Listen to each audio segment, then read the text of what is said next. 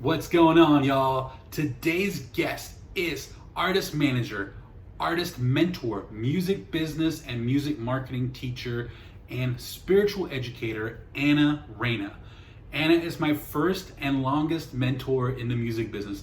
We used to literally trade personal training for free music business advice. She taught me how to book shows, how to run shows, who are all the different players on an artist team in exchange for free personal training. Yes, in my younger and fitter days, right?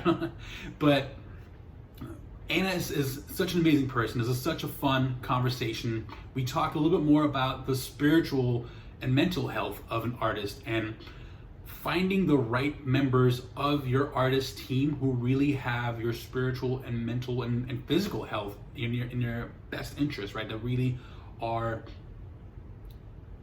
taking those things into consideration when working with you in your music career and making sure they lead you the right way holistically, not just being focused on the business and the money.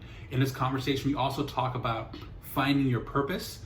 We talk about meditation practices and so much more. This is a very spiritual episode, but I want to challenge you guys to listen to it with an open heart and an open mind. I feel like you'll learn so much from this episode, and hopefully you will leave inspired and maybe more clarity on how to find your purpose. So thank you all so much for tuning in. To learn more about Reina, visit soulmanity101.com. I have a link to that in the description here, as well a link to the show notes where we have links to everything that we talked about in this episode, as well as her website. Those will be at makingwithchrisg.com/podcast/110 for episode 110. Please subscribe to the channel, leave a comment. Love to engage with you guys in the comments, answer any questions. Thank you all for all the support and for watching. I hope you enjoy this conversation with the amazing Reina. Live the life you love. So I need you to do me a favor. I need you to give me 20 sit-ups and tell me everything you know about the music business. God, those were the days. So Yeah. I've talked about you a few times on the podcast. Yeah. And for those of you that are hearing your name for the first time, I used to literally give Anna free training for free music business advice and teaching how to book shows. So there's many ways if you don't have money to. That's right. A barter system back in the day. Yeah. And I needed those personal training sit-ups and stuff. I would literally and you need to do this.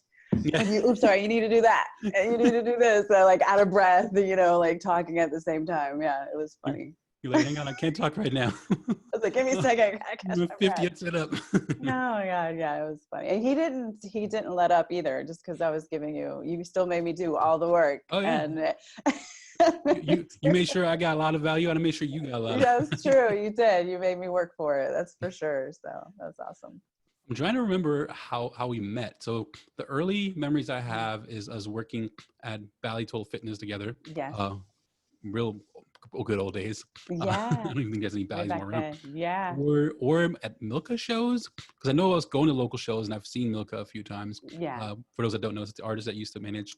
Do you remember? How do we meet? Yeah, I think we were just meeting and friends and people. And I think Alicia Lyman had something to do with that as well. But I remember you came across a band. I want to say his name was PJ. Oh yeah. Yeah.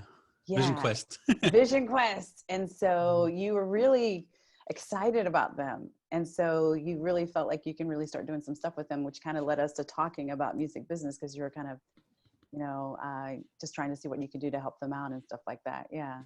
Mm-hmm. So, but that's how we kind of started talking.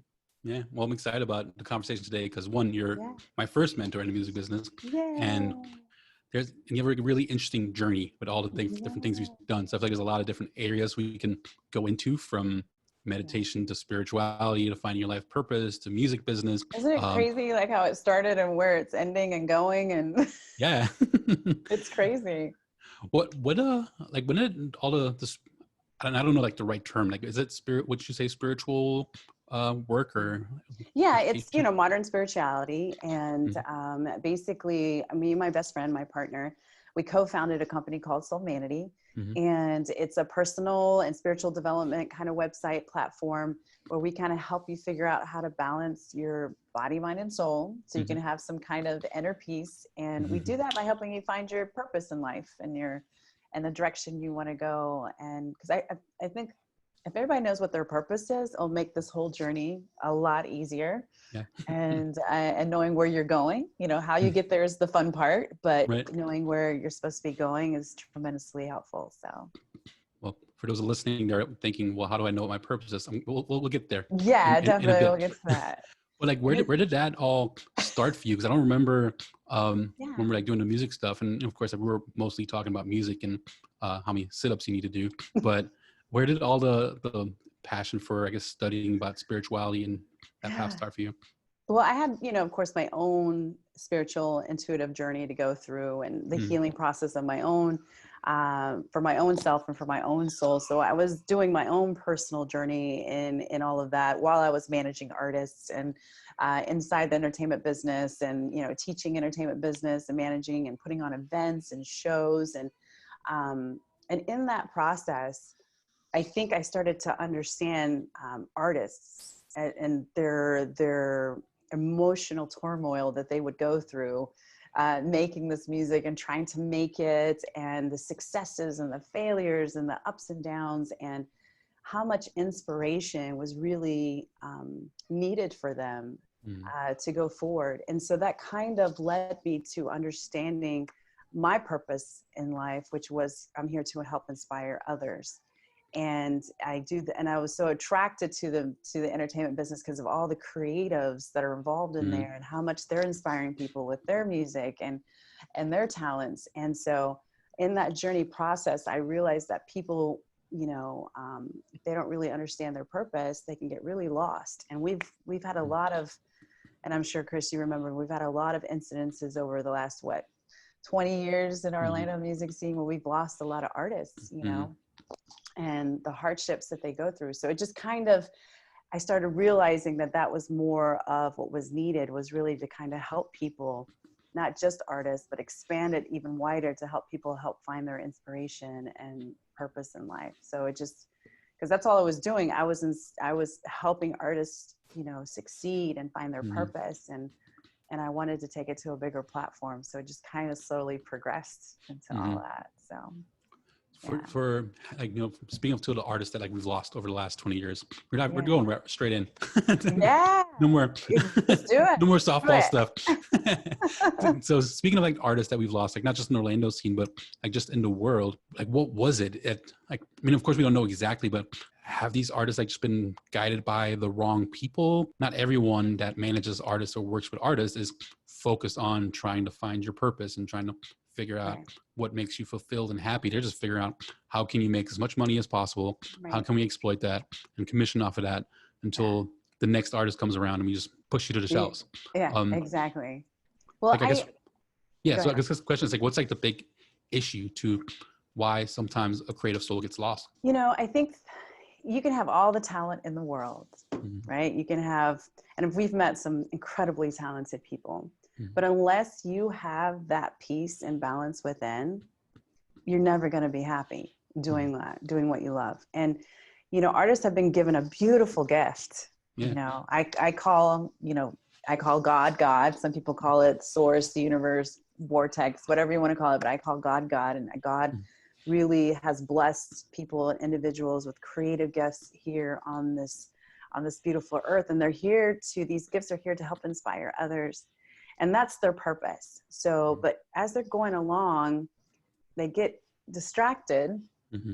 by things that, they get confused that's going to validate their purpose, like fame, money, Yeah. number of followers, number of Mm-hmm. likes, CD sales, things like that. And so they use that as a validation for their success or for their gifts. Right. And so therefore they kind of get lost along the way as far as that kind of reassurance. And so then they fall to addiction or alcohol or drugs or, even painkillers Mm-hmm. or just, really, different types of livelihoods that's not really good for their soul or for their body. And then of course they get kind of lost in all of that.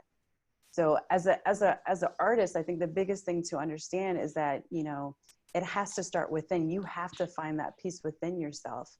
And artists, of course, are really emotional for a reason. Mm-hmm. Every artist I found is just so emotionally immersed in their feelings and their experiences because they have to write about it. That's Right. what makes them fantastic, is they have Mm-hmm. to write about it and share and sing, and which is a beautiful thing.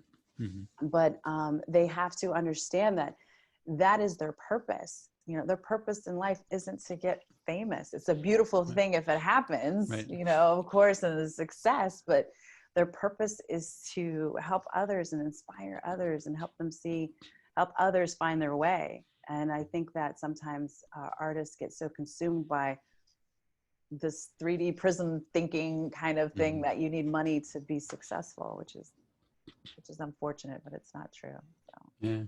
What leads people to, because like I feel like most artists, when they first start out, they would do anything in the world just to be able to do music full time as a living, Yeah. not to go have to work a 9 to 5 or a job they hate. Like they just want to make music and create all day, every day, and get paid for it. Like, what is it that causes them to like focus on the wrong things, like the vanity metrics and the fame and Yeah. having thousands of fans? Like, where does it all get like messed up or mixed up? I think, everybody has their own, I guess, journey or their own issues of self-worth or self-love or things that they need to work on themselves. And, it takes a lot. I mean, there's something we call the ego, right? Mm-hmm. Which is the opposite. You have your soul, you have your ego, and your ego is what gives you confidence to perform as an artist. The ego is the one that gives you the strength, this courage to get out on that stage in front of hundreds of people and just pour your heart out. But sometimes the ego can be also negative if you allow it. It also can make you feel insecure. The whole point of the ego is to make you feel safe, and it doesn't want you to sometimes go beyond your boundaries because it's not safe, or take chances or risks. So it comes across sometimes negative to try to keep you in a certain place.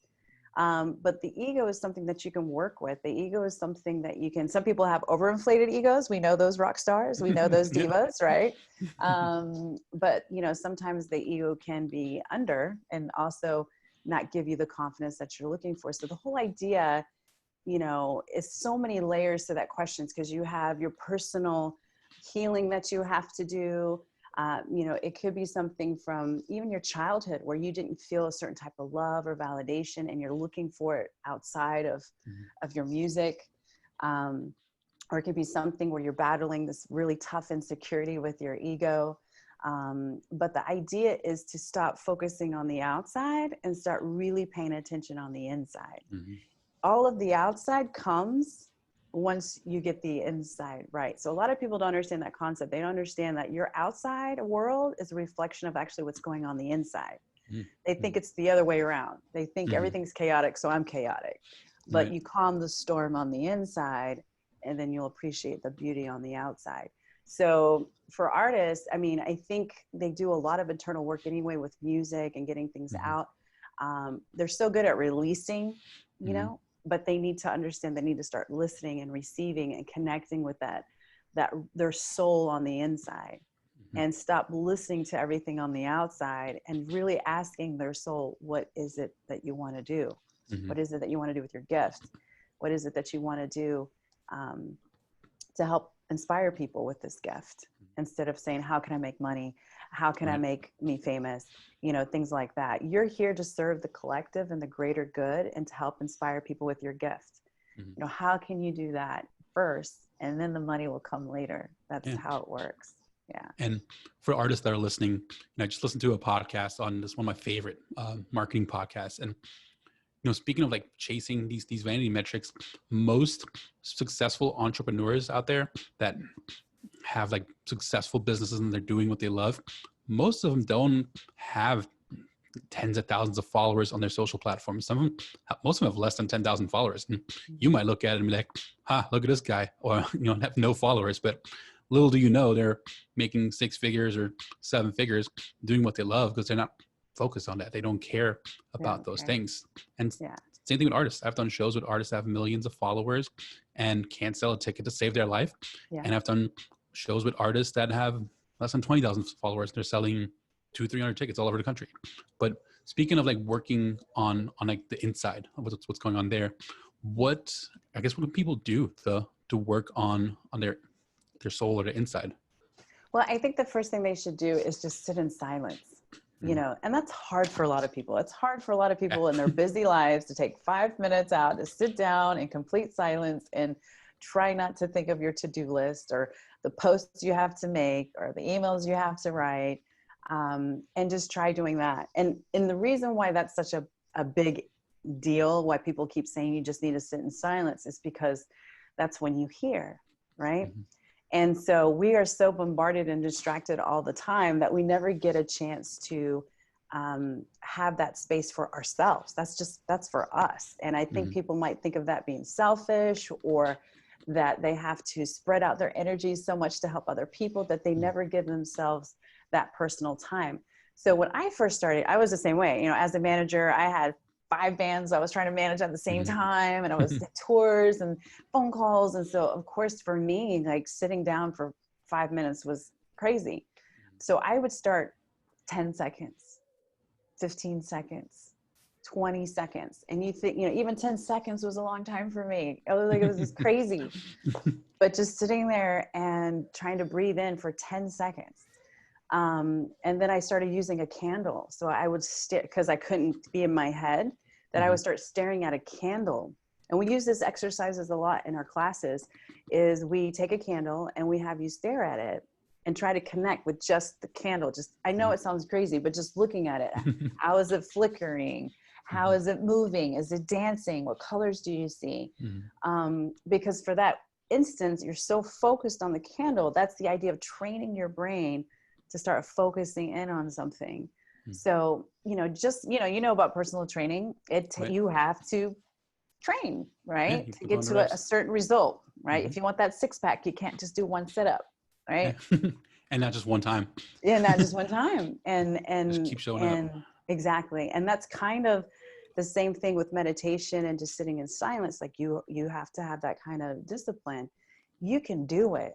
It's just a matter if you want to do it. And you have to get in the mindset that you deserve that 10 seconds, 20 seconds. Like you deserve that moment of sitting still and just taking a deep breath and having that moment for yourself. And I think that's the mentality thing. But there's other things you can do as well. If you can't sit still, first you got to start detoxing. Detoxing is a huge part of it.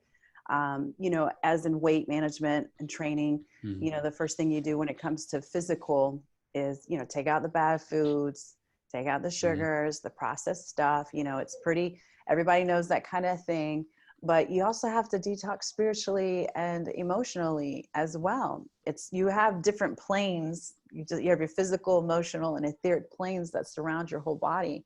We are energetic beings. So we do have an energy, we have aura. It's been scientifically proven. So we have to clean all that out too. And, and of course that's a little bit harder, but, not surrounding yourself with toxic people, toxic content, toxic,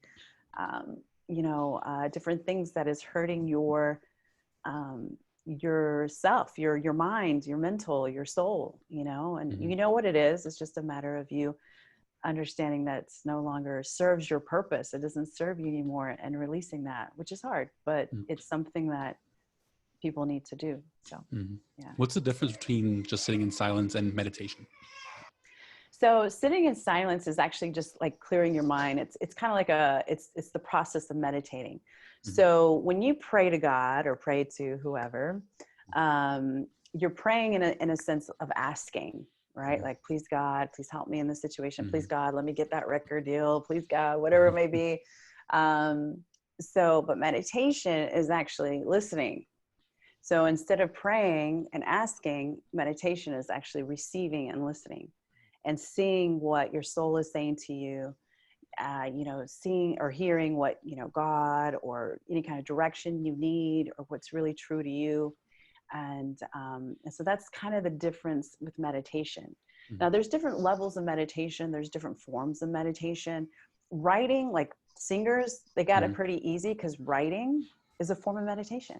Right. It's a form of that kind of connection because they're focused on the words, they're immersed in the moment, they're releasing. That's meditation. That's a level of meditation. But you go through deeper meditations where you can have divine connection. You can connect with your angelic team. You can connect with your guardian angels. You can connect with your spirit guides. And that's when it gets kind of crazy and fun and you get some good stuff, So, but start small and build your way up, and that's why sitting silence is a great beginning for that. Mm-hmm. I remember a conversation we've had a couple of years ago before I started working with AEG. I know I was having a lot of anxiety. I was having some depression and feeling that again right now. So, like I'm on my 7th day streak of meditating every single day. But at the time I was using, I don't want to throw the app under the bus. So I won't say what app I use, but I was using a guided meditation app, and you suggested that I should meditate without using an app. Why was that? Was that because, is it distracting from being in silence and from receiving, or why is that? I sensed with you that you were already there, like you were, I think the guided meditation for you at the time was just a little too distracting of where you needed to go, as far as that intuitive guidance. I think you needed something, I think your angelic team was already trying to talk to you and was trying to get to you, and it was almost like you already achieved that level with the guided meditation and you needed to go to the next level. And it was something that your soul was trying to say it was ready for. And guided meditations are really great. Don't get me wrong. Guided meditations are really great, especially for beginners or for people who really need to get into that rhythm.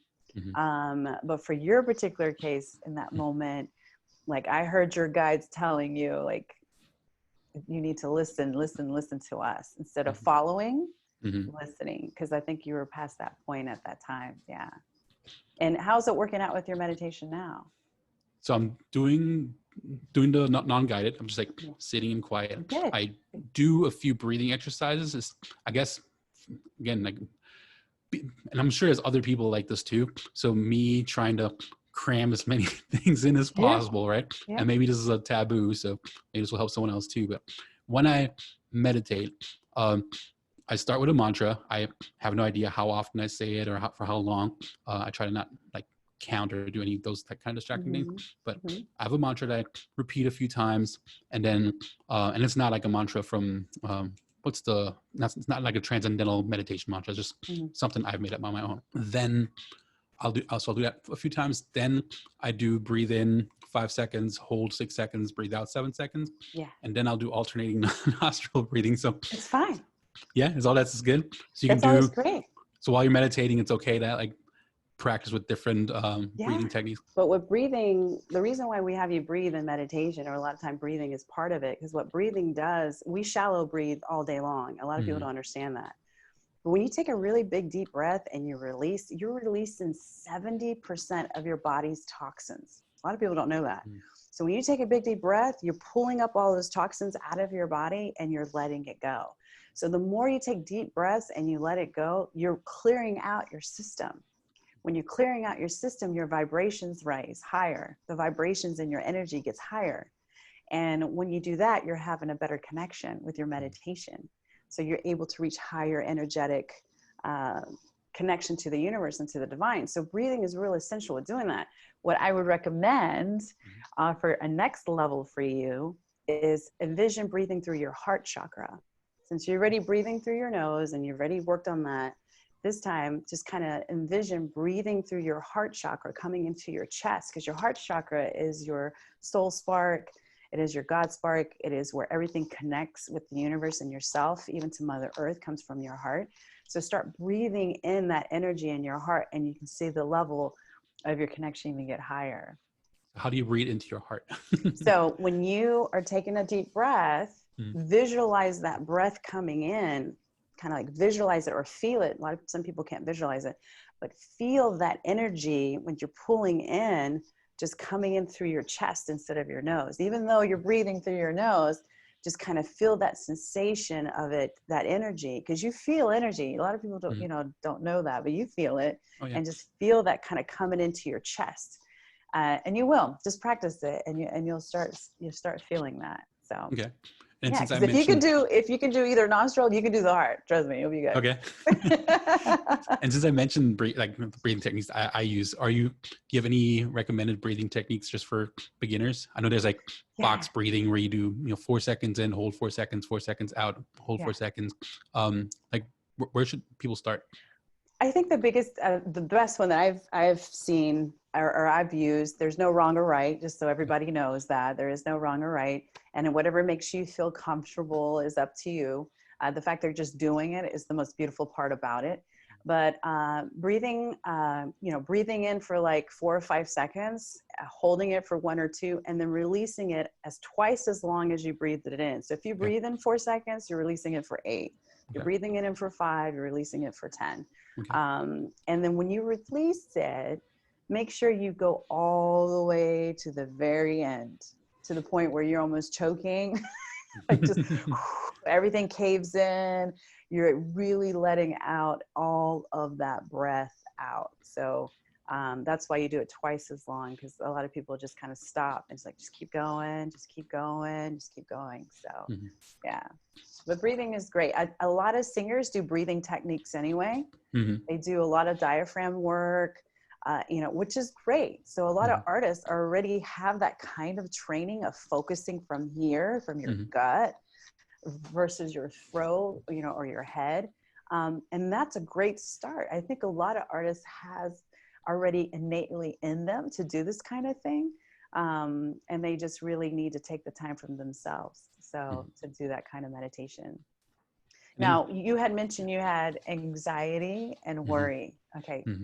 A lot of artists have a lot of anxiety and a lot of worry about, are people going to like their music, or does this sound good? Or, anxiety and worry are a lower vibration. It's a lower emotional vibration.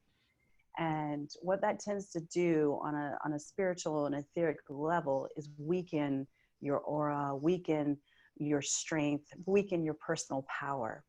And of course, we're humans. Of course, we're supposed to experience that. That's what we're here for, is to experience this beautiful spectrum of emotions. But we're not supposed to be unhappy. We're not supposed to be miserable doing it. Right. So when you have anxiety or worry, it is just an indication. It is a signal that you're looking at something the wrong way, a different perspective. So if you're worried about something, then maybe you need to take a few steps back and understand, where's that worry coming from? Is it because I'm afraid to fail? Is it because I'm going to let people down? Okay, if you're afraid to fail, where does that come from? Where is that fail? Who's setting that bar? Is it you? Is it society? You just kind of have to start really looking at, why are you having these feelings? It's coming from something, a memory, a trauma experience, a past, something that you went through in your life.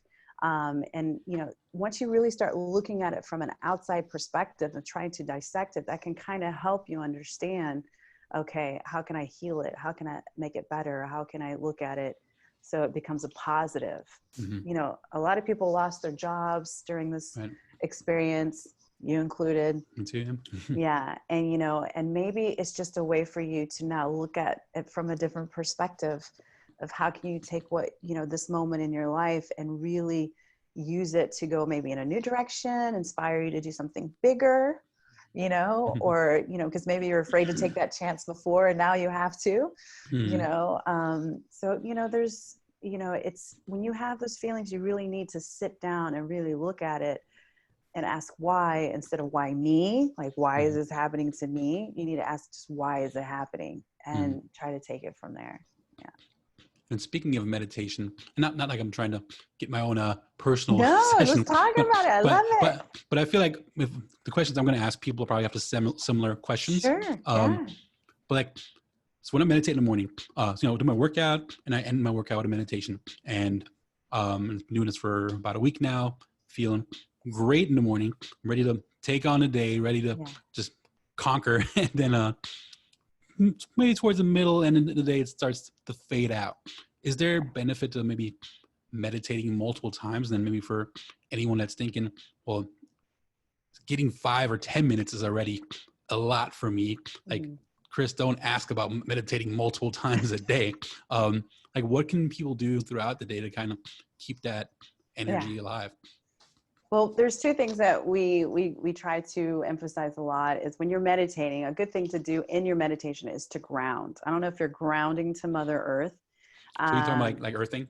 Yeah. Touching Well, earthing is like when you physically go out there and you touch the ground, but you can do that in your meditation where you take the light within you and you take that light and you ground it down to Mother Earth.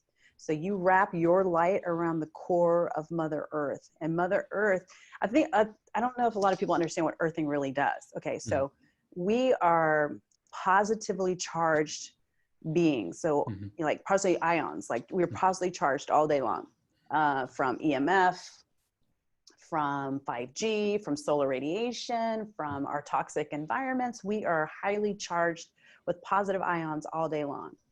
And what Mother Earth does is Mother Earth is negatively charged ion. She has this energy, negative charged ion energy. So when we touch Mother Earth, she neutralizes us from being overly charged. So she instantly calms us and brings us back to a balanced state. So that's what earthing is really about. When you put your bare feet out there and you connect to Mother Earth, that's her power source for us, is to kind of bring us back to balance naturally. So, and you take a whole planet the size of her, of course, that's very powerful. Right. It's a healing process, because when we're positively charged, we're actually unhealthy because we have so many toxins, our body's on overload, it's stressed. So being out in nature, walking on the beach, hugging a tree, like all that stuff is legit, because energetically, it's been scientifically proven that that's what happens. So if you can't go outside, or you're not near a beach, or you're not like that, we ask that every day you energetically and spiritually ground yourself in your meditation. So you visualize your soul spark coming from your heart chakra, and you take that light all the way down your feet, through your legs. You go down through the earth, go to the center core of Mother Earth, and you wrap your light around the core, and she's going to anchor you in all day. So with her anchor, you're this tree, and whatever storm comes along, she's got you. So you're not going to fly away. And that's so it helps you throughout the day to stay in this grounded mentality, instead of getting lost in the wind and lost with everything that comes at you. So grounding is big. Second is protection. We ask that you put yourself in a bubble of protection. And these techniques were given to my partner, Dr. Katana. She's an angelic channeler and highly intuitive. And so her angels told her how to give these techniques and share these techniques with people to help them through their day. And one is the angelic bubble of protection. And where we ask the archangels to be in the 4 corners of your room and to kind of put you in a bubble of protection. So when you go throughout your day, you're in this like force field where things can't really get to you and bother you as much. And all of these are techniques that are on our website if you guys want to look at that a little bit more. But so as you're going through your day, if you're protected and grounded, you can really handle a lot more stuff going on in your life. And for empaths and highly sensitives, and a lot of creatives, artists are very highly sensitive, this kind of thing, the protection and grounding, if you start your day like that, will help sustain you throughout the day. But understand this, that concept, you are what you eat, right? Literally, you are what you consume. Yeah. So, if 3 o'clock you're feeling weak again, or whatever the case may be, like start taking note of what's happening around you. Are you doing something that's draining your energy? Maybe it's certain people that you go see, or you're around, or places you're going. Maybe it's your work environment. Like start taking notice of that and see what you can start taking out, so that you can stay in this place of Zen in the morning and kind of last that all day long as well. So is that what mindfulness is? Is that when kind of just being aware of what's going on around you. Yeah. And, yeah.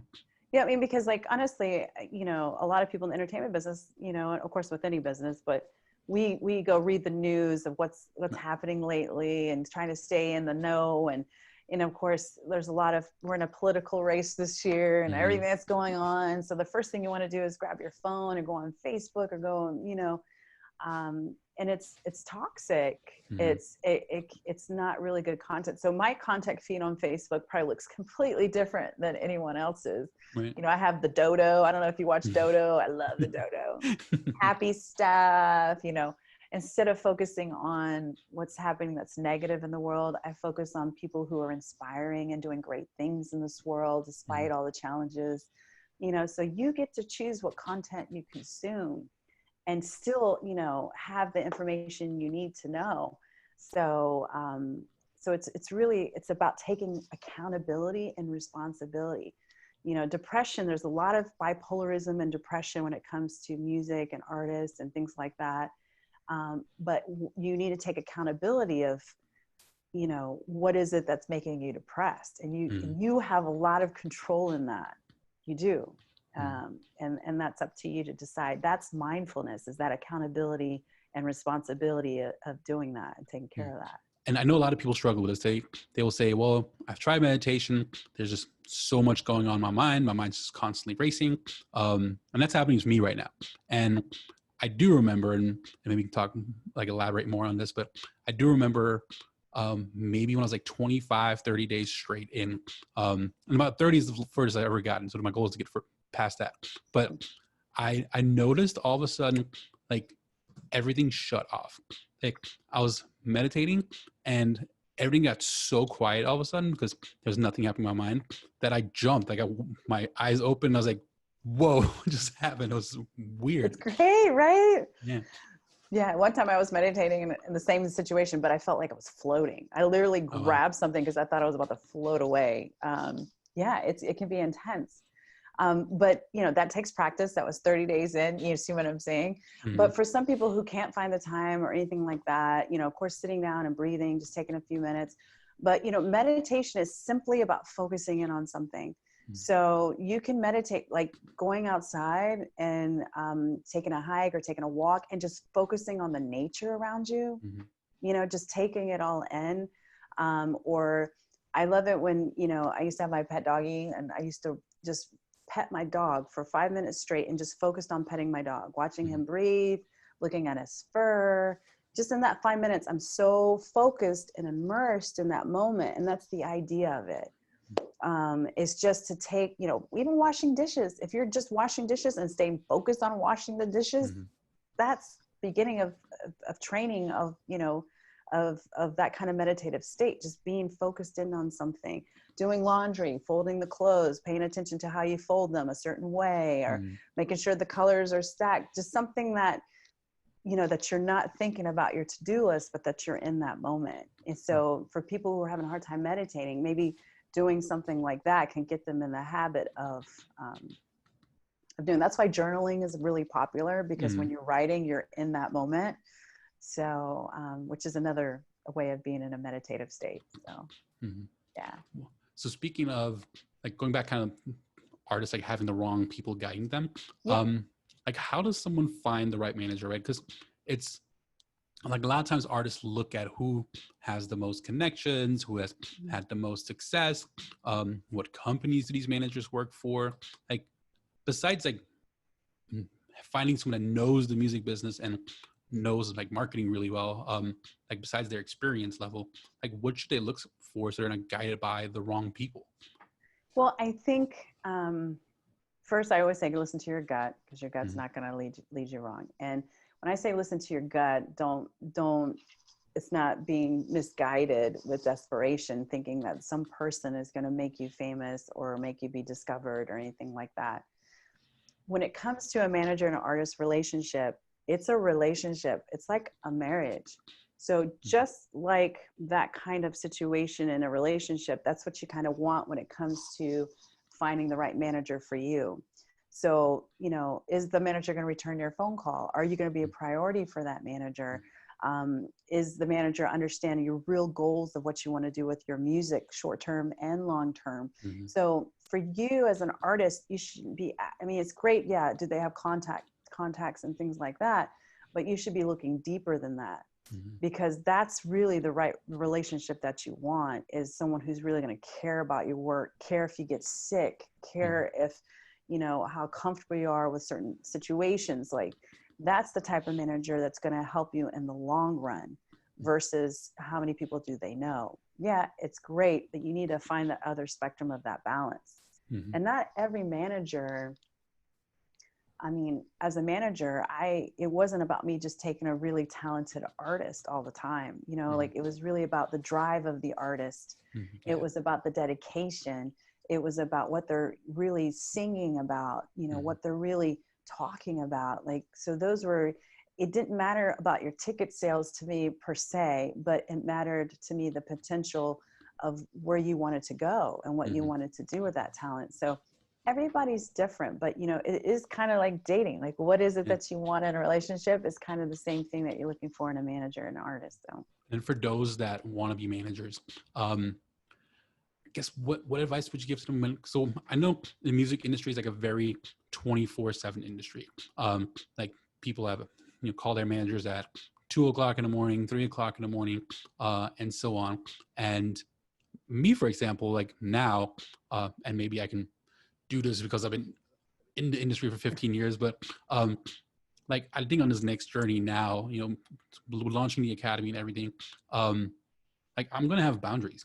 Like, starting at a certain time at night, probably 8:00, it's my wife, my son, and that is it. Because I need that so I can be fully present for those artists and my work when I am working. But if I have to be present when I'm trying to focus on family and give them their time, it's really going to take away from everyone. It takes away from the artist, it takes away from the family.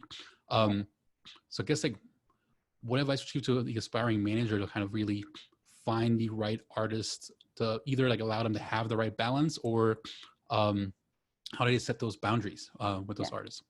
Well, it's interesting because when you're young and you're really starting off as a new manager, like, of course, you're all hands-on 24/7. And, you know, we had to go through that experiences ourselves to learn. And I get it, you know, like, there's that drive and you guys are really trying to make it and do something. And sometimes you do have to work 12 hours a day and all that kind of stuff. But at the same time, you know, the sooner you find out about balance, the better it will be in the long run. Of course, I've gotten those phone calls of bailing artists out of jail at 2:00 in the morning. And, you know, like, oh, it's been some crazy adventures and things like that. You know, I get it. My phone was always on all the time. But you do want a sense of balance, whether it's through family or friends or outside of work. Because sometimes when it's all work, you kind of lose sight of what's important at the end of the day. And, you know, it becomes work and it doesn't become fun anymore. And that's not what you want for your artist either. You know, because then there comes pressure, then there comes being overworked and tired, and then which leads to other things, you know, detrimental things. So the artist manager really has the potential of really saying, hey, let's slow down, let's take a break, or instead of making the album in 3 weeks, let's make it in 8 weeks, so there's not pressure, you know. So and you know, the manager can set boundaries, can help the artists find their boundaries, as well as set some for themselves. And, you know, the sooner you guys can feel that synergy of balance, overall, everything's going to move better forward together regardless. So, yeah. And you also talked about finding your purpose earlier. And like, how do you find your purpose? Like, what can artists do to find their purpose and not go down the wrong path in their career, like by chasing the wrong things? I don't know. I'm trying to figure out how to ask this question. It's all good. But like, how do you find this is like a whole new territory for me. No, this is amazing. I love it. But yeah, I guess, how do you find your purpose, and how do you know what you're doing isn't your purpose? Well, one way of knowing it's not your purpose, is you'll see the signs and you'll get the closed doors, or you'll get the red flags, or something will happen that the universe will try to kind of push you into the direction that you need to go. And sometimes for artists, if they don't get a call back, or they don't get the deal, or they don't get the interview, or they don't get the song placement, they're really crushed, by that. And everything happens for a reason, and nothing happens to your soul without its permission.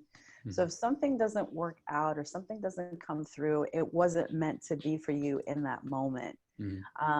And so maybe it will come later, or maybe there's some things you need to do before it comes later, or maybe that direction isn't meant for you at this time.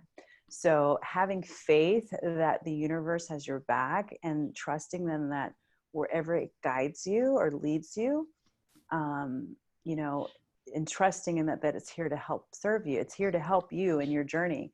So a lot of artists, when they don't get something, they get upset, they go in depression, they don't come out, or they feel this rejection, and it's not necessarily the case.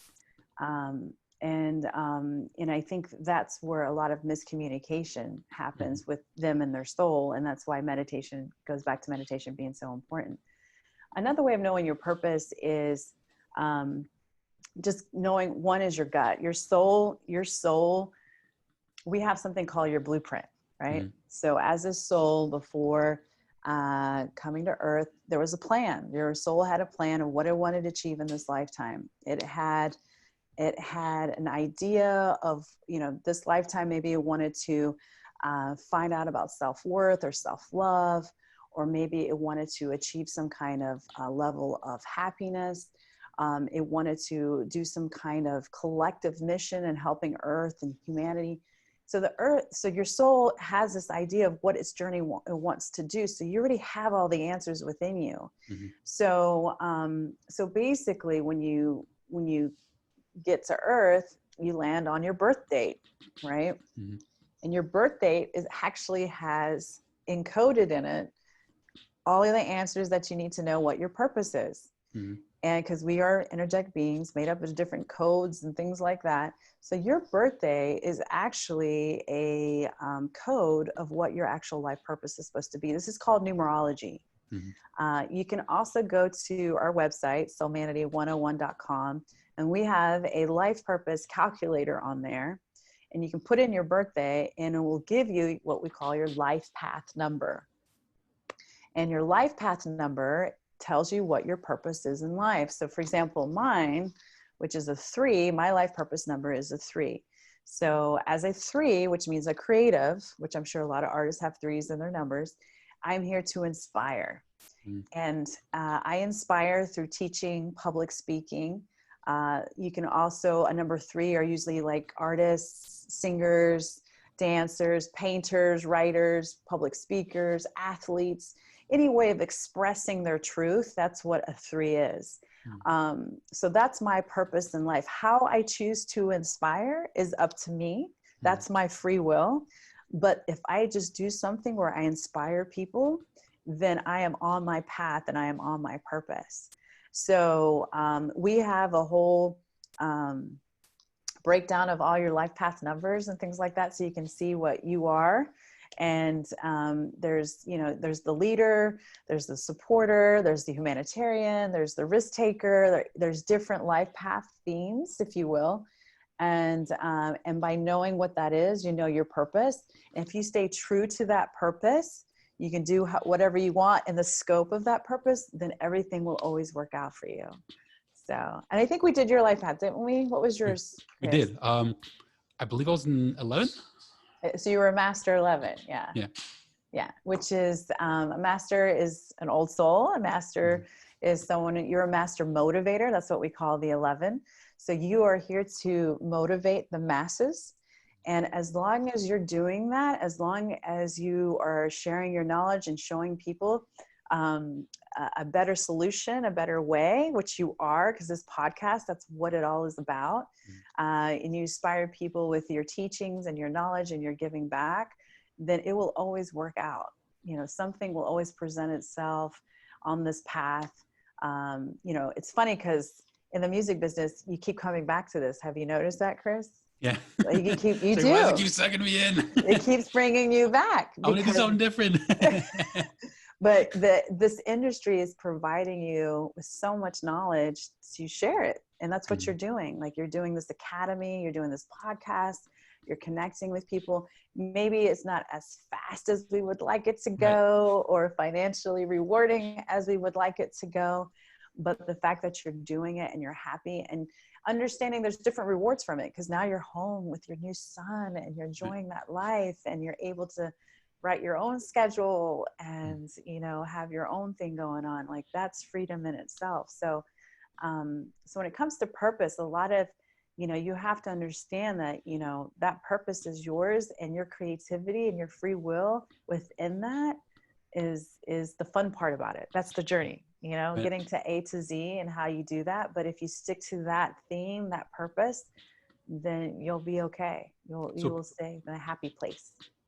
So purpose is more of a theme, not a specific job or a specific role. Yeah. So if I were to work, I don't know, at Walmart, first thing that came to mind, I don't know why, but if I was the person at Walmart that was trying to motivate others and motivate, I guess, people, is would that be serving my purpose? Since well, whatever your purpose is, like for example, the five is a very challenging number, if you will, because they're incredibly multi-talented. We call them the risk taker, the adventurers, and they have a lot of talents, but it's hard for them to focus. And so their mission is to try to focus on those talents and move forward together with those talents instead of being spread thin, because they have so many energies that go in so many different directions.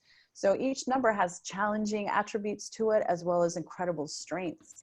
And so even within your life purpose number, you need to find a balance. So, but the 5 is the risk taker. They're supposed to go out, travel, you know, learn different perspectives of the world and people, and have these incredible opportunities and adventures. A lot of 5s they love to travel because of that. And so then they take all this wealth and this knowledge of the travels and things that they're doing to help others to see from different perspectives and things like that. So, you know, every person's purpose helps the whole. So,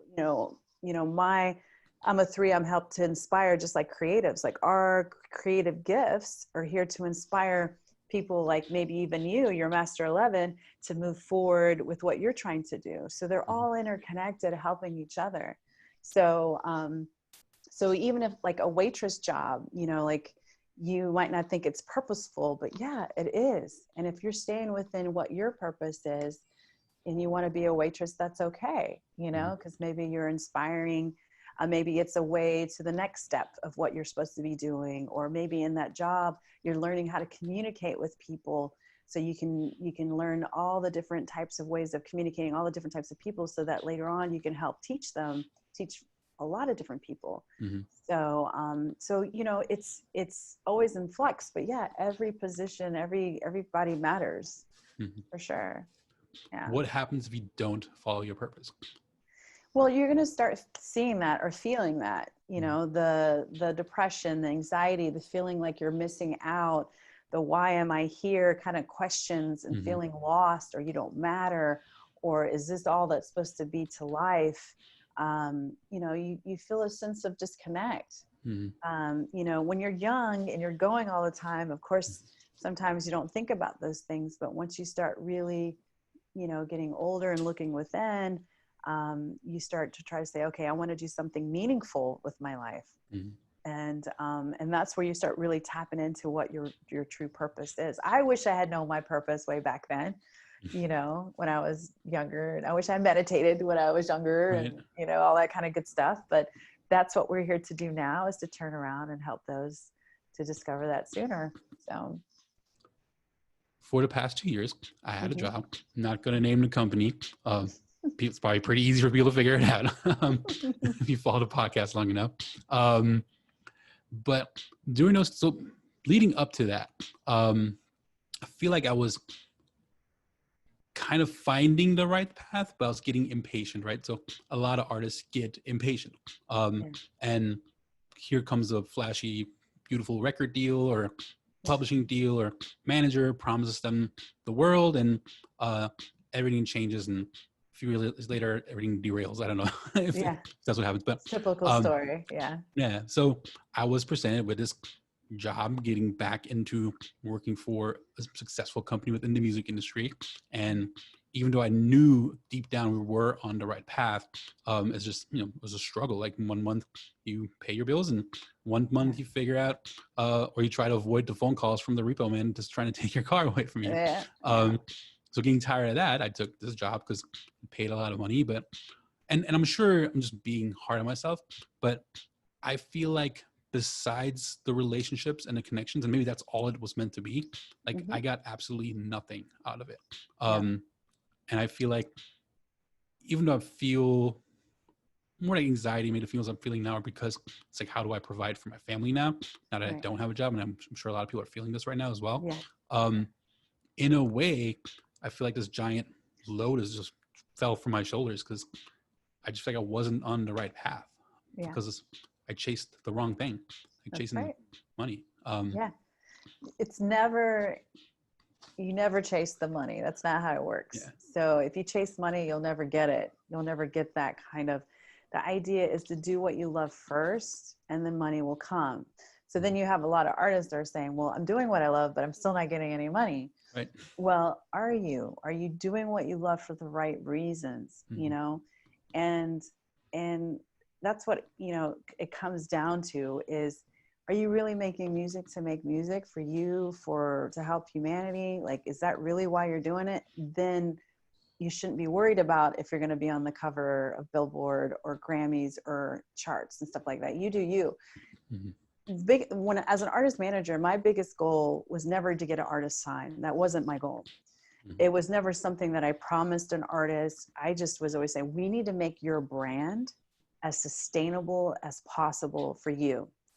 So that was the goal. So if I wanted them to work on their music, their brand, and develop their own platform, that could be merchandise, clothing, other type. Creatives are great, because creatives, they have multiple talents. Right.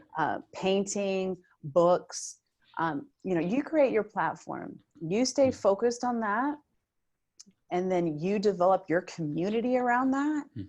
And don't worry about, all the executives and all the deals and stuff, because you build that community with love, people are going to start noticing. And then they'll come find you, not the other way around. You don't go find them. They come find you. And when they come find you, now the negotiation is you're in charge of that, because now you can run the game. You can run the show. You can decide what you want, instead of them trying to hold that over your head. If they come to you, then you have a lot more that you can decide what you want to do, and take control more of your career. And the same thing kind of applies with your purpose. If you stay really focused on what you want to do, the money was great.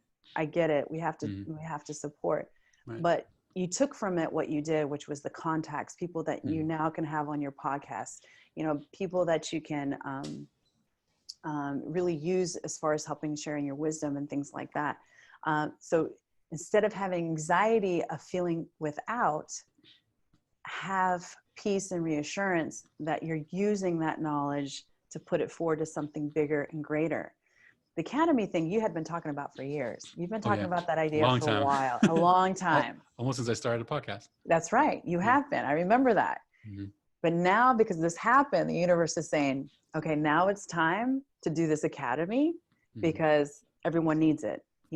Our whole industry has changed. Everything's going online anyway. So the universe was pretty much telling you, Chris, hey, it's time to do that. You're ready. You're well prepared. This isn't making you happy anymore. You've gotten all that you can get from it. And now let's move forward. And that's exactly what's happening. And so instead of trying to feel without, try to focus on feeling, I'm ready. This is it. This is that moment. This wouldn't have happened to me unless I was ready, and so So I'm excited for you. Oh, well, thanks. Gotcha. I'm excited too. Speaking Yeah. of that inner voice, so and like so when all COVID and all this started happening, I just had a feeling. Like I was like, this is gonna last for a really long time. It's not gonna Yeah. be a month or two. Yeah. We're not gonna have shows for quite a while. Mhm. I'm gonna start preparing because like I might get laid off tomorrow. Yeah. I don't know why. I mean, thankfully it lasted 3 more months, but Mhm. during those 3 months, I just there's like this concept of ready, fire, aim. I don't know if you're familiar with that, Mm-mm. but a lot of people when they like have this gut feeling that they want to do something, um, usually it's you get ready, then you aim, and then you fire. But you flip the aim and the fire around because you can get stuck in aim for ever, weeks, Right. months, years, decades, maybe never even get to Yeah. fire. So instead of waiting till you have everything perfect and lined up, you just go for it. Yeah. And that's kind of what I did with the academy. I was like, you know what, something's coming. I've always wanted to do this. I'm just going to start, and I'm going to start very punk rock. I'm not going to create a course that I'm going to sell.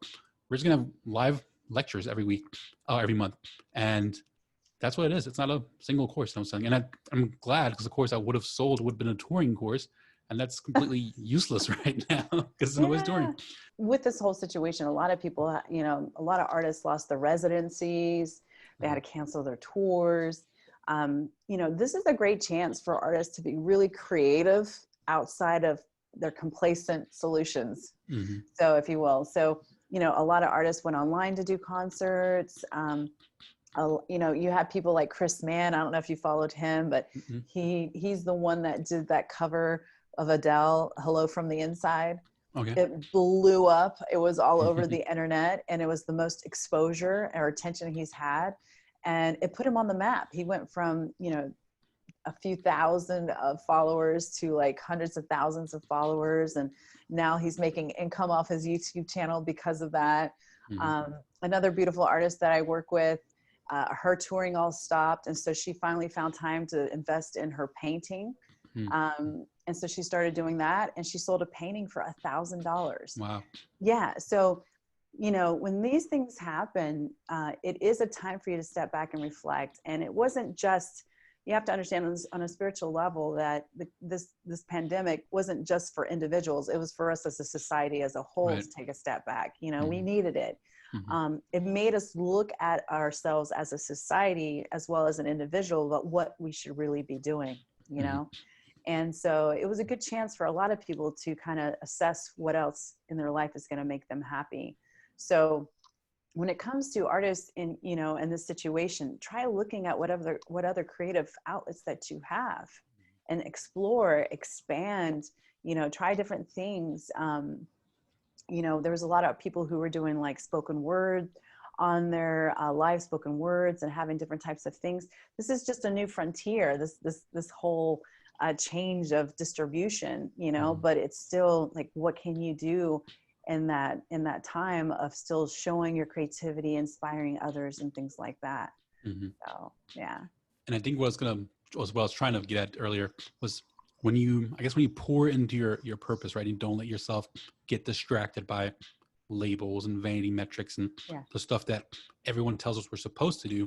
Like if you just really focus on what speaks to you, what you feel you should do, and pour into your music, pour into sharing content. Like on one of the previous episodes with Jeremy's scholar, he talked about like, don't be precious about releasing your music. Like just put it out there because that's your purpose to do. Your purpose is to put music out there. So don't hold on to it forever because it's funny. Jason's gonna laugh because I'm about to say Gary V. But Yeah. Gary V always talks about I'm blanking today. It's But he always okay. talks about like let the market decide. It's not up to you to decide what song is great, what not. It's your job is to create, put it out there, try to inspire, and you never know, the song that you might have thought was terrible, someone else is going to love, and it's going to connect with that person in a way that you couldn't have even imagined. So I think if you don't focus on the money and the connections and you focus on just creating and following your purpose, eventually, hopefully not too long, right? But eventually good things are going to happen. Yeah. And you have to understand, like, it can evolve, you know, like Mm-hmm. something that might start off some way, it can evolve into something else and evolve into something else. It's a journey. So it's not Mm-hmm. like cut and dry. It's a process of evolution within yourself. So, you know, I'm sure artists listen to the first song they wrote and they're like, oh my God, that was terrible. But they had an audience back then, you know? Yeah. So like, so it's definitely one of those things where don't be so hard on yourself. My favorite quote is, done is better than perfect. Because when we're Mm-hmm. waiting for perfect to happen, we never get it done and it never gets put out. Right. So just do it, get it done, put it out, and see what happens. Mm-hmm. And like, you know, of course, artists, it's their baby, it's their creation, it's very vulnerable, and you know, it's, and putting it out there, they're exposing themselves. Well, that's the beauty of your talent. That's the beauty of it all. Mm-hmm. Is that, you know, and seeing, and if people, you know, a lot of people focus on, a lot of artists will focus on, well, people might hate it, how many people are going to hate it, and like, why aren't you focusing on how many people are going to love it, how Right. many people are going to appreciate it, how many people is it going to connect with, you Mm-hmm. know, Mm-hmm. instead of the other way around. So, you know, really looking at it from a different perspective is huge. Yeah, and you never know that one person that it might make a major difference to, like what that one person would do. Like earlier today, I had a conversation about an artist I'm going to start doing some marketing for, but he had a song that he's put out about 6 years ago, and nobody was listening to it anymore.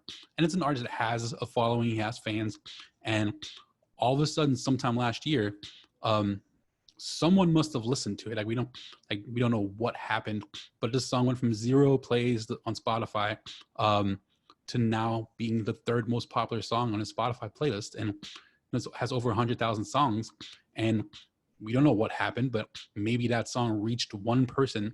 That one person shared it with their network, and those people loved it, and they kept sharing it. So you never know. That's why it's so important to put stuff out there.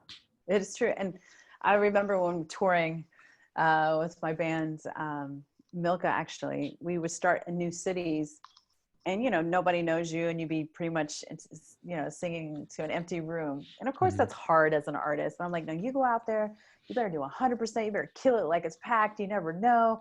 You don't know who the bartender might know. You don't know who the you know, the store or the bar manager people might know. But we went to this place, I can't remember the bar now, but there was like 2 people sitting at the bar to a completely empty room.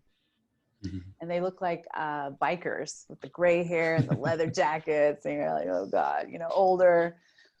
And man, they killed it. They went in there and they killed that show. I remember it. And I'm sitting there, we're loading up, and one of the biker guys came over to me. He's like, hey, your band's pretty good. And I was just like, thanks, you know, let me have your email and we'll put you. He's like, no, I want you to meet my lawyer. And I'm like, he's into music and bands. Like I work with music and stuff. And I was like, yeah, whatever, you know, older guy. I was like, yeah, whatever. He's like, no, I'm serious. I want to fly you to New York so you meet my lawyer, and he's going to get you guys a record deal. And I'm looking at him like, I even remember saying to him, listen, dude, I don't got time to play. I just, you know, like, it's okay. It's cool. He's like, nah, you think I'm full of crap, huh? And I'm like, I was like, no, you know, that's great. He's like, here's my card. I'm going to call you. You better pick up. And I'm like, all right. Sure enough, he calls me the next day. And he's like, I need your name. I need your, you know, some information. I'm going to book us a ticket to New York. And I'm still like, okay. So I didn't think anything of it. Sure enough, he had someone come pick me up, take me to the airport. We flew up together, first class to New York, met his lawyer, and his lawyer did end up shopping us to a bunch of labels. And the last guy you expect, the last guy, you know, bandana, gray hair, leather jacket. And you just never know. You have no idea. No. It was the right place at the right time, and the universe was looking out. We were just doing what we love, doing what we, you know, wanted to do, and things like that happen. And all you need, like when it comes to love, like love is a very powerful vibration. And if you do everything from love, like real love, you know, that's where the joy is, you know. And artists, you know, when an artist sings, okay, singing is a very high vibrational frequency. It is one of the closest vibrations to God because it comes from joy. Like singing, when someone sings, it's a joy. it's part of being joyous. So if you wake up and someone's singing in the house, they're happy. It's Right. like a reaction, right? So when artists sing, they're tapping into that joy frequency. When you're living your purpose, you're tapping into that joy frequency, which is one of the highest vibrational frequencies that you can have. You have love, you have joy, then you have peace, and then enlightenment. Okay, so joy is way up there. And so when you do it out of love and joy, you're already in a high vibrational state of attracting beautiful things to happen for you, because you're on your path and you're on your purpose, and the universe is listening, and the universe is going to send you things and signs of aligning to that. It might be tough lessons. It might be losing your job, but it's going to open up everything else. And that's how you recognize it, and you're grateful for it. You might be broke, you might be homeless, whatever, like we have our tough situations, but staying in that place of gratitude that you're being taken care of, you will be. And you'll see your one student is going to turn into 10 students, which will turn into 20 students. And, it will get there. And speaking of doing things from love and like attracting like things to you, it's kind of like I know a lot of people believe in like the laws of attraction, or like The Secret. If you think of something and it'll come, but I feel like it's not as simple as that. Like it takes action, and I think that's the connection. Like when the action is just doing something out of love and following your purpose, and then you attract those things that you're thinking about. Is that how it works? Yeah. Well, the law of attraction it's a little tricky. And of course people have their different ideas of it. The idea of attracting something in your life is that you're focusing on the feeling of the outcome of it. You're feeling the outcome of it already being there versus wanting it and wishing it. Because if you're wanting and wishing something, then you're always in that state of wanting it. But if you already feel as if you have it, that the outcome is here, you're already receiving it. That's how you're going to attract it. Because it is right now, everything that you desire, want, or manifest, whatever, it's already there. The universe has it. So the idea is to be in that state that you already have it, and not want or wish it. And in order of realizing the outcome or the receiving of it, by doing the action and going forward with what you really want to be doing, then of course it's going to fall. It's like it's going to fall right into your path of it. It's inevitable. Right. So, because if it is in alignment with your true purpose, it is already there. But if you're trying to get off your purpose, or you go for the wrong reason, then you're on this path where it's not part of it. You see? So, and that's why it's important to, if you stay true to yourself, stay true to your purpose, and you're doing it for love and not for money, then of course it will align. It will align. And there is something called divine timing. Right. Yes. So it is true. I'm waiting for my divine timing. It's been a long time.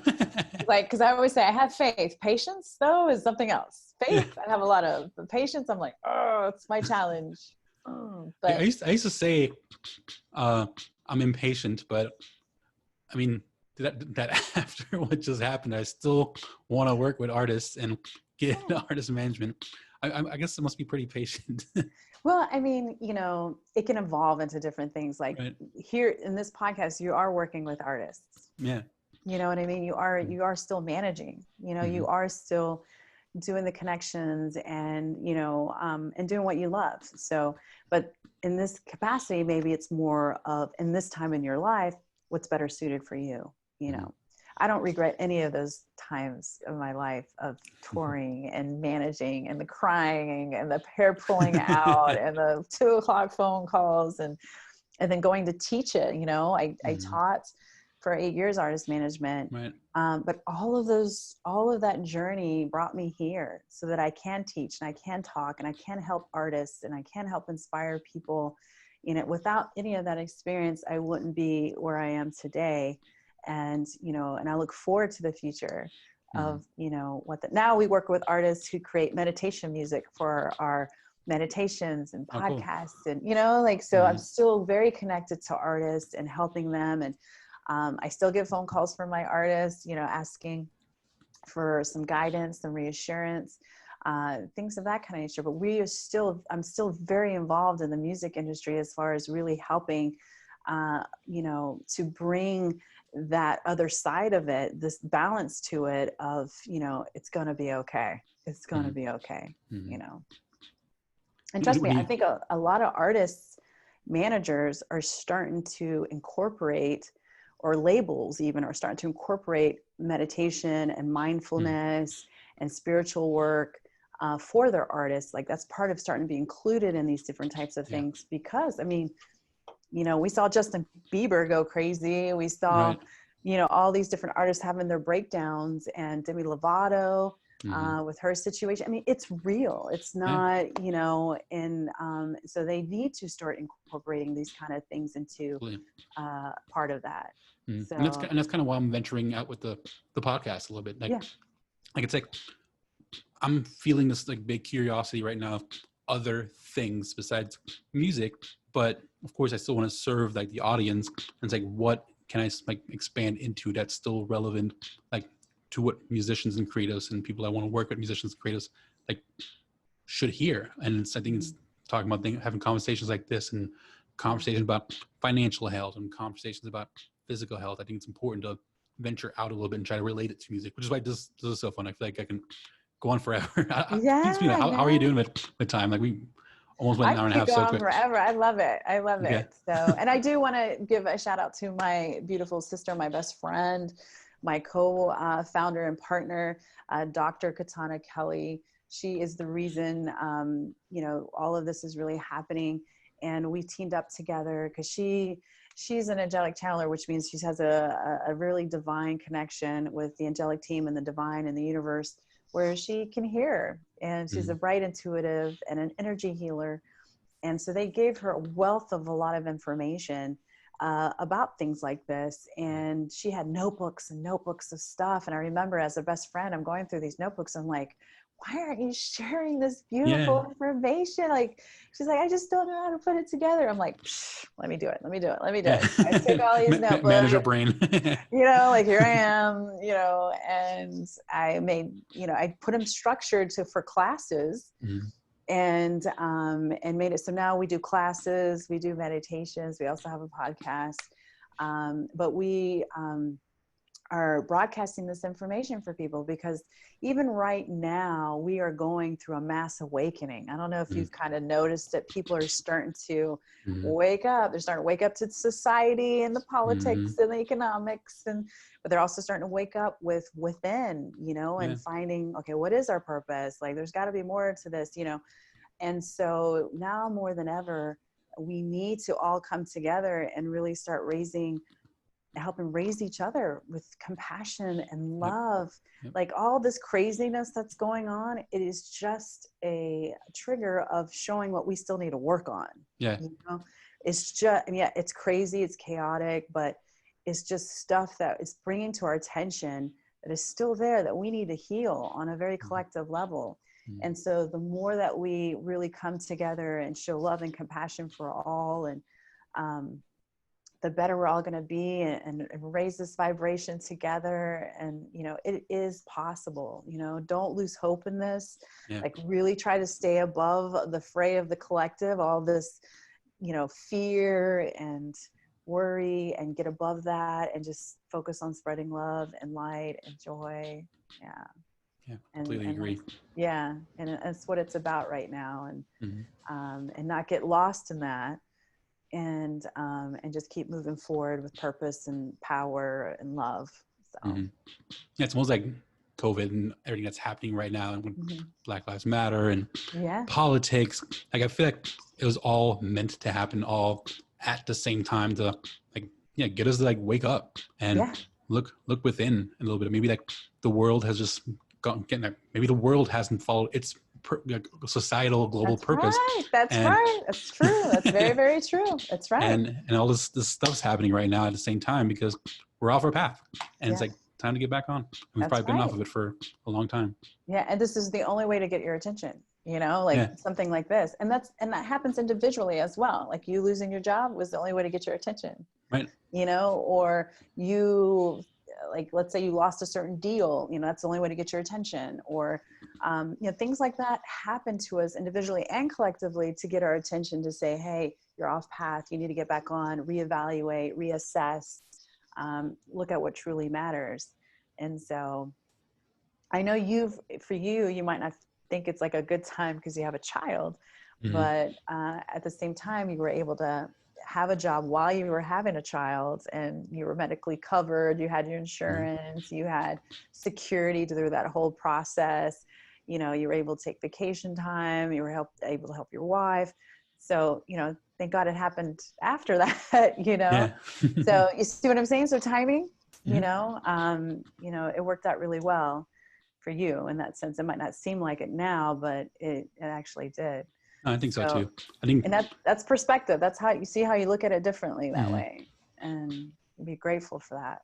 Yeah, it's just important to remind ourselves about those things, to be grateful for those things, and look at it from the outside. Okay, what are the good things that happened out of this, and why did it happen now?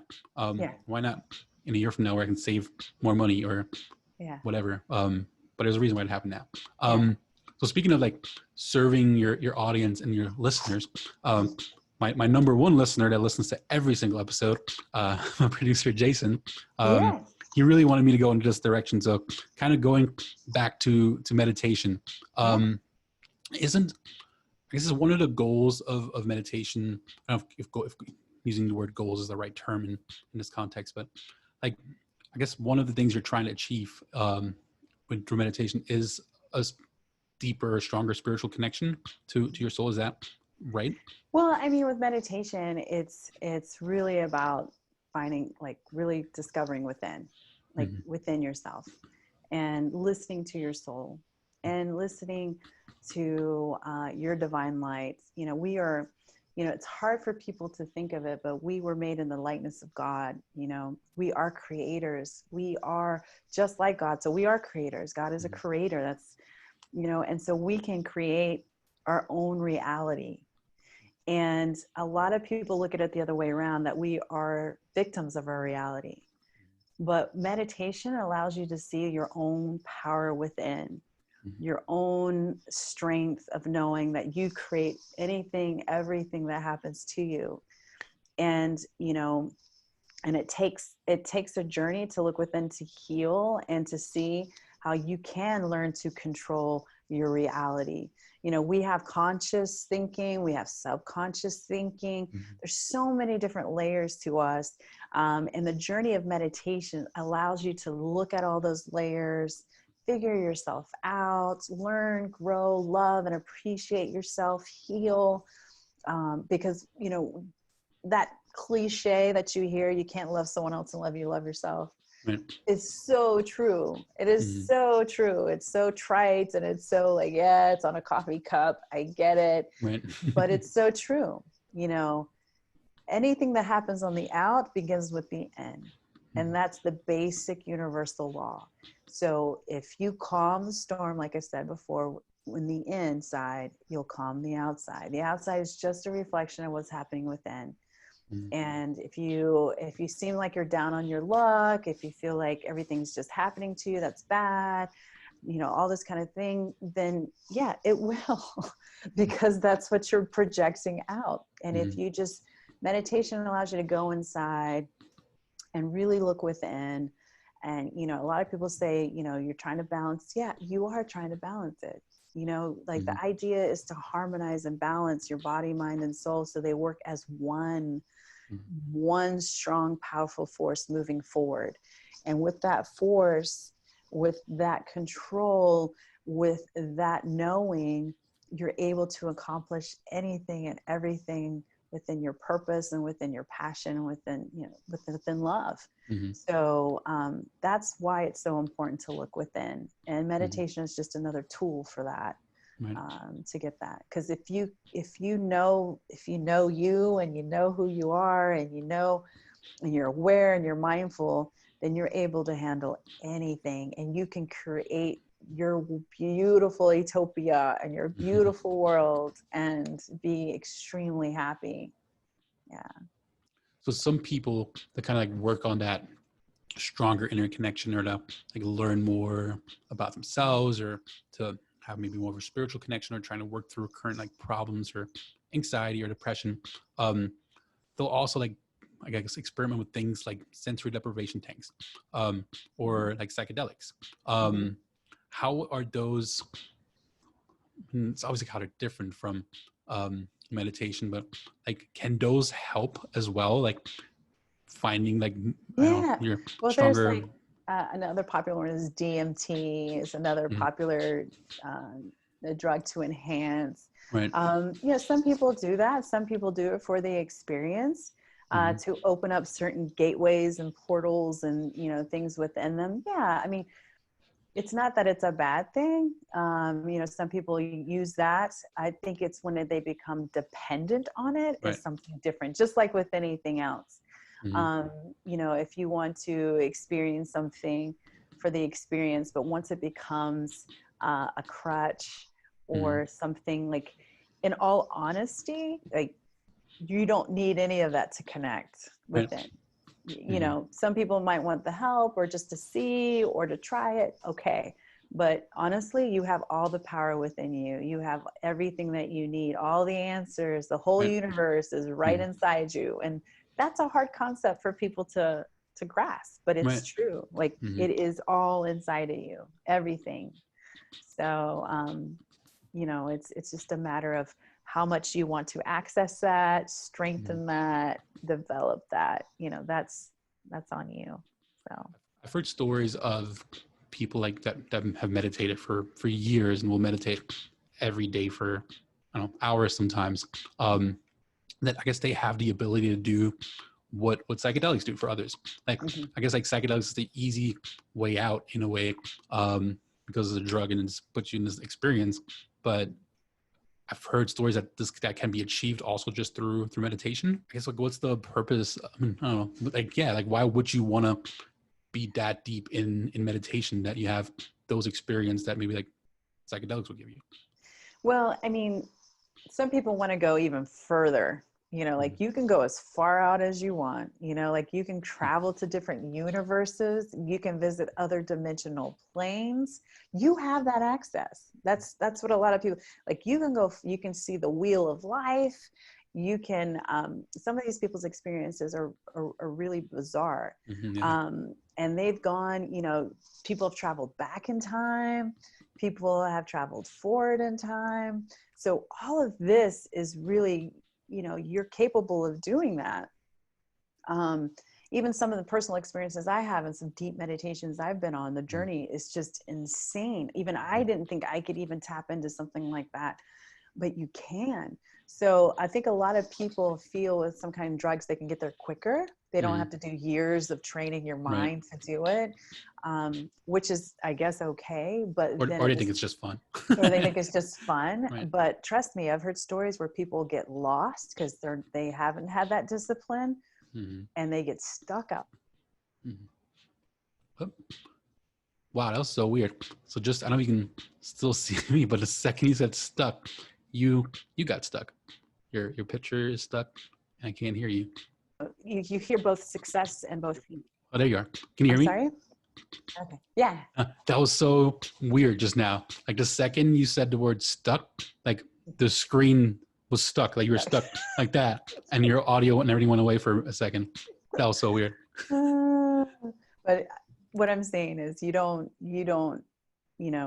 I prefer to do it naturally because, Mm-hmm. they won't let me, my angels and guides are there to protect me as I go on my journey.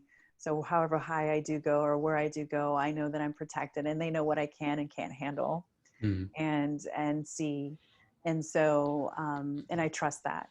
Right. So yeah. Can float tanks kind of help too? Because like that's not, you're Floating's not really, great. because you're not really taking anything. You're just Yeah. laying in this tank and you're floating. Can that And you're kind of enhance the floating. experience? Yeah, it's just, floating tanks are great because it's silence. It's Mm-hmm. a way of you being alone and you're just floating, which is innately what we are, floating, right? Mm-hmm. And so it has done a lot of wonders for people who can't silence their mind or want to connect in a different way. You know, so it's a beautiful experience. And there, you know, a lot of people do other ways too, like sitting in hot springs or sweat lodges. Mm-hmm. I love the sauna. I love the sauna. I Yeah. love sitting in the sauna because I'm alone finally, and I'm just flushing all my toxins out, which really opens me up. So I have really great meditations in the sauna. And so, you know, there's different ways of people can connect. You know, you don't have to go so hardcore, you know, with that kind of stuff, but just try something that works with you, something that resonates with you. Not a lot of people can handle the sauna, but Right. you know, I'm from Florida. It was a sauna every day when you Sauna walk every day. outside. Every Sauna day right you outside walk my door. outside, it's a sauna. So, so I just think of myself back in Florida when I'm sitting in there. So, but you know, it's up to you how you want to connect and how you feel you're drawn to, or what, you know, some people hike, some people run like marathons, like run 20 miles, and that's their meditation when they can think and talk and connect, you know. So it's the idea is just to do something, you know, just to really try to find a way of connecting, and start there, and it will grow. It will grow just like with anything else. It will grow. Was it the more time you put into something, the more you get out of it? Yeah, you do. And it's crazy. And, you know, I would have never thought when I first started meditating that I would be teaching meditations. Yeah. I never thought that I would even be doing hour-long meditations every day in the morning, you know? So for me, I found my balance because I was just working. I would work out 5 days a week, 2 hours a day, thinking that that's what I really needed. And then I realized, okay, I'm going to just work out 3 hours a day. And then the other 2 days I would have worked out, I'm going to spend that on meditating and doing something spiritual. And that's how I started my balance. And then the more you practice meditating, the quicker you get into that state, you know, just like with anything else. Like you build an endurance, you build whatever the case may be. So now that I can quickly ground, I can get in my meditative state, I can zen a lot quicker and be just as connected because of the practice I've been doing over the years. So, and now I can just talk to my angels and my guide. Well, anyone can, but you know, I just be like having that one-on-one conversation without feeling like I have to clear my schedule and pray and, you know, set everything up or anything like, you know. So it's just, it takes, you know, it's really what you really want, you know. And I really wanted to find that inner peace finally and just be like, this is a priority for me. So how has that changed your everyday life and how you work with artists, like finding more inner peace?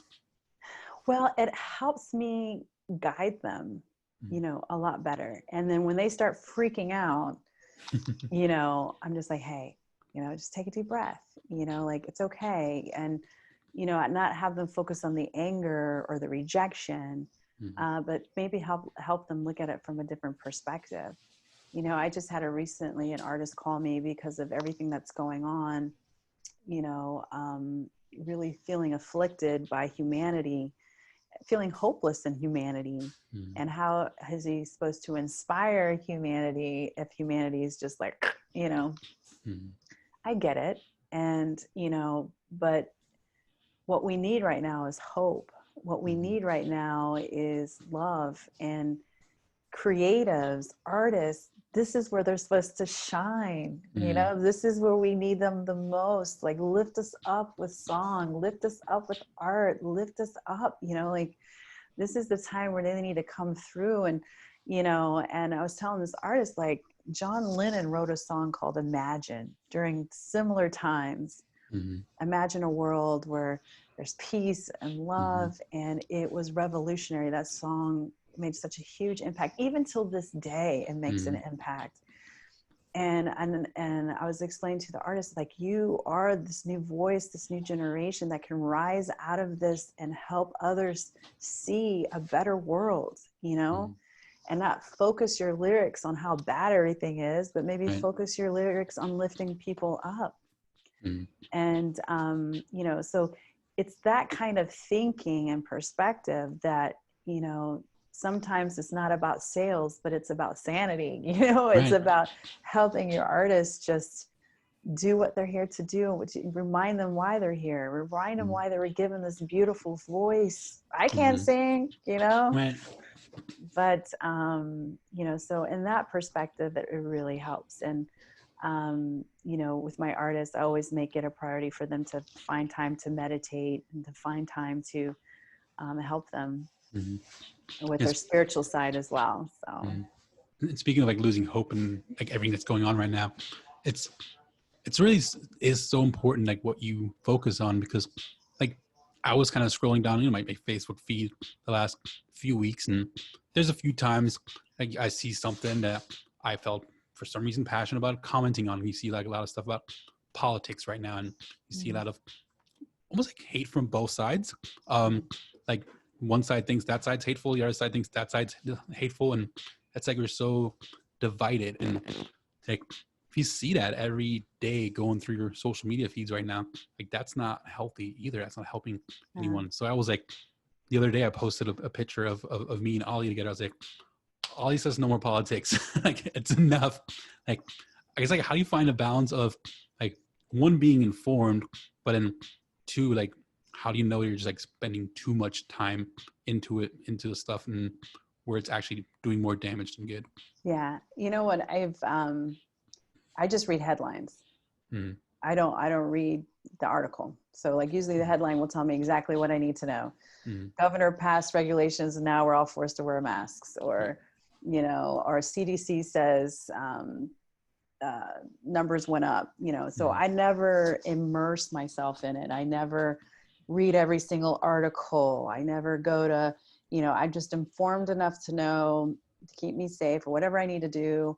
But I don't invest hours of reading every single article or seeing what Trump said or CDC said or what governor said what now. And, I know the numbers are rising, the cases of COVID. I know that. We all know that. Do I need to know that it's 20,000 today, 25,000 tomorrow, like whatever, like I know, so the thing is, do you spend your first waking moments an hour and a half reading this stuff, getting sucked into it, or do you meditate or take deep breaths or go for a walk or use that time for something else? And a lot of people are like, oh, you're just turning a blind eye, or you're not, just because you're, you don't care, it's like, no, that's not it. It's just, I rather focus on looking and helping the people that are really helping and making a difference. And, my social media feed, I've reorganized it. I've cleaned it out. I let go of people who I felt were toxic to my feed.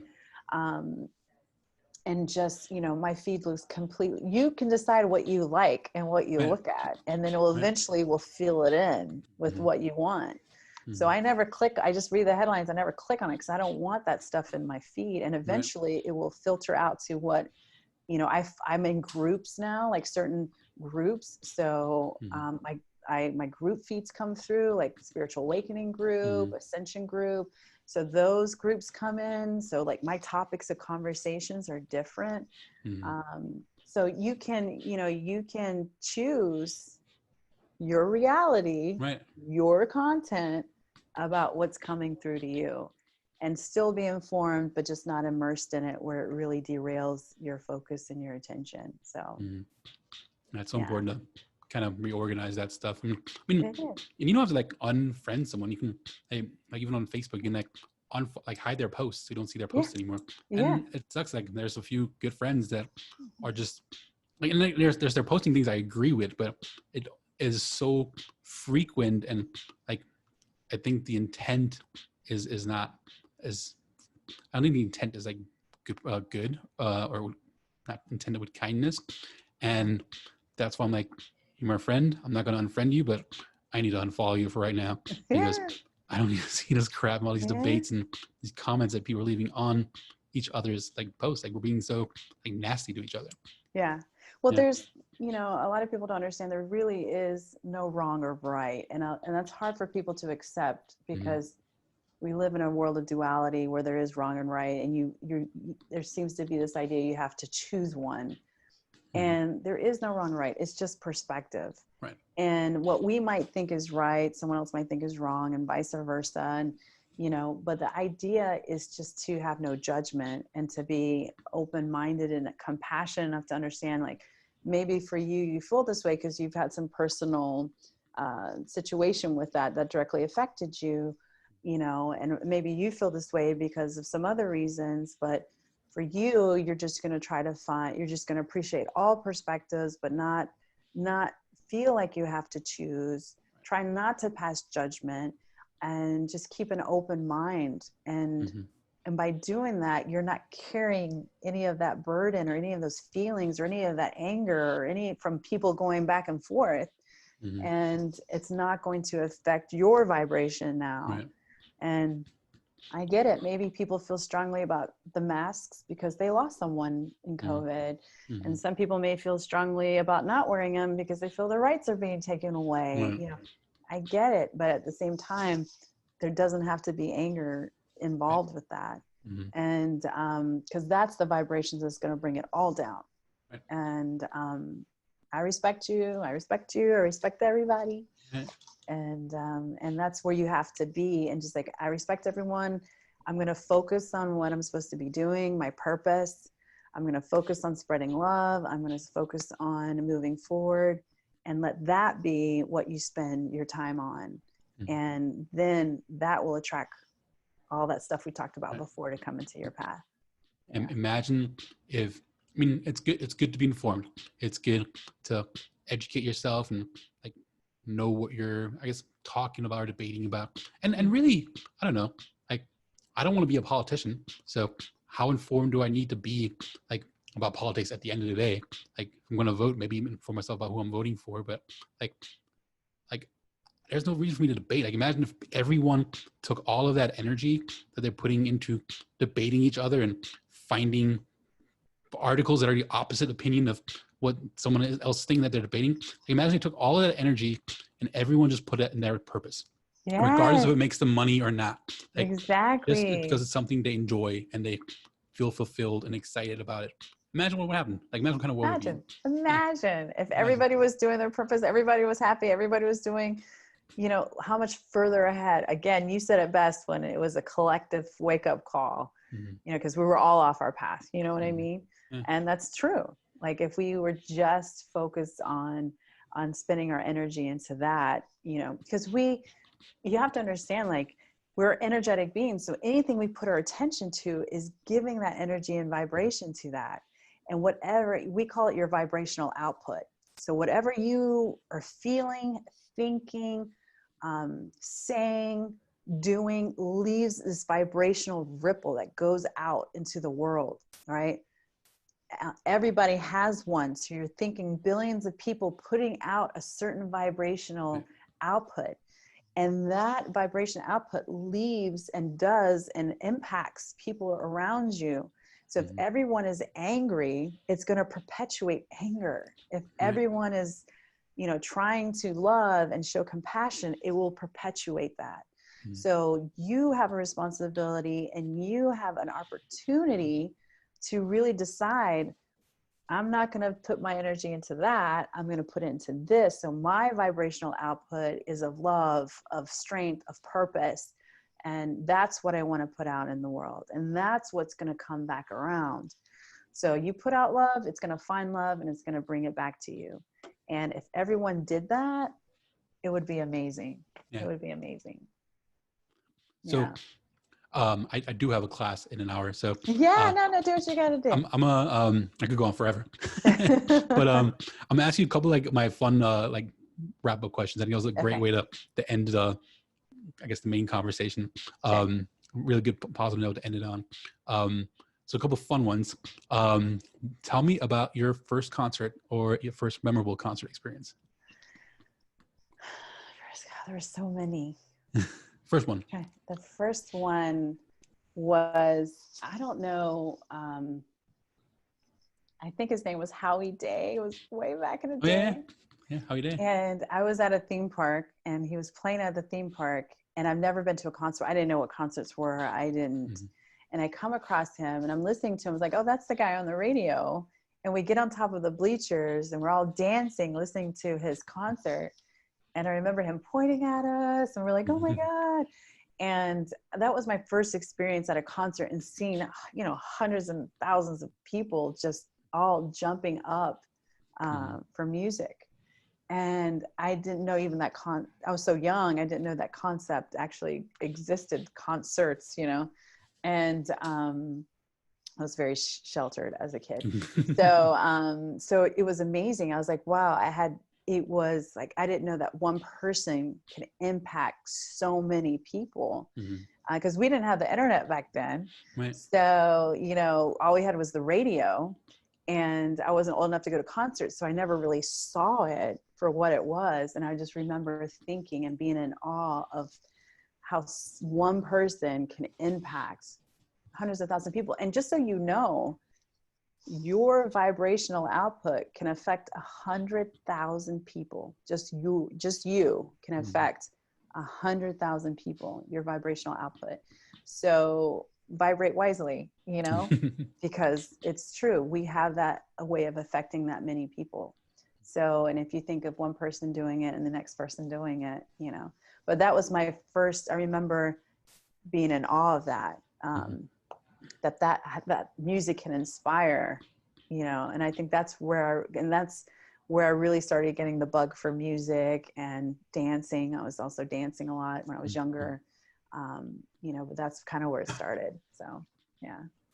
What are the books, documentaries, or podcasts you share the most? And I'll let you take that in whatever direction you want to. It can be music business related or not. Yeah, I already read all the music books, but I'm into the God books. They're Conversations with God by Neil Walsh, which is amazing if you really want to start your spiritual journey. The Conversations with God, they're really great. And, of course, a lot of people know The Secret and things like that. The Four Agreements is also a really great book. I'm trying to think of some other books, but anything by Abraham Hicks.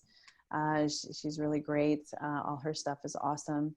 And yeah, so I follow like people and their books, as well as things like a podcast I'm getting into now. I'm a little late bloomer. But yeah, so I don't have any there that I would that I found that I really like yet. So yeah. What's the best advice you've ever gotten? I think the best advice that I keep getting, and this is from God and my angels, is that all is well.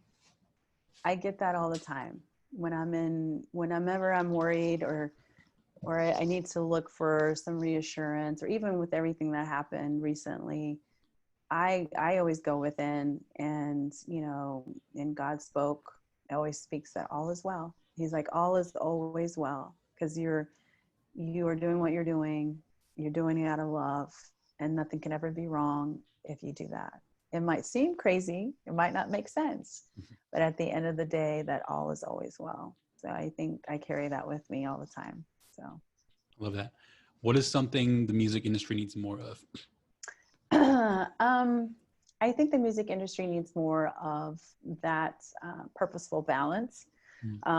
Like we talked about before, I think they're starting to really look at that, but helping artists on the spiritual side, the balancing side of just not work, but just the mental part of it. We've had a lot of artists that overdosed on painkillers, legends that we've lost recently, to people having breakdowns. And, it's, artists are very sensitive souls. They're emotional souls. They have to be. That's what makes them great. And I think that the music industry really needs to invest that part of that and helping them in their mental state and their heart space, and, all that kind of stuff that's part of it as well. Like, they should invest in that. Yeah. And then before I ask you the last question, I ask everyone, thanks so much for being on the podcast. Yay! Finally. Yes. And can I promote my website? Absolutely. Yeah. But before you do, just thanks for sharing, everything that you shared today. Thanks for the energy that you put out into the world. And, it's something that I've always felt like it comes from a place of kindness and compassion. And just thanks for being being someone that was a leader in my life and has inspired me. And I know you're doing that for so many others, for your students, for artists you work with. And it's awesome just to see someone put that kind of energy out in the world. And try not to get emotional.